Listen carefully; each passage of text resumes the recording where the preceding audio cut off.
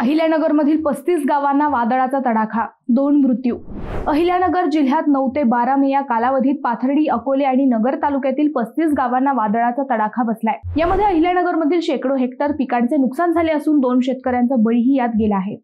यात अकोले तालुक्यात झाड पडून एकाचा तर नेवासा तालुक्यात वीज पडून एक अशा दोघांचा मृत्यू झालेला आहे। यासोबत 3 जनावरांसह 8 घरांची पडझड झाली असल्याची माहितीही प्रशासनाच्या वतीने देण्यात आली आहे। यंदा जिल्ह्यात वादळाच्या तडाख्यासह टप्प्याटप्प्याने अवकाळी, गारपीट व वादळाचा कहर सुरू आहे।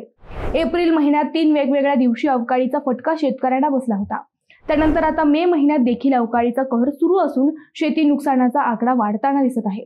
जिल्ह्यात 9 ते 12 मे या कालावधीत पाथर्डी, अकोले आणि नगर तालुक्यात 35 गावातील 250 शेतकऱ्यांचे 115.55 हेक्टरवरील पिकांचे नुकसान झाले आहे।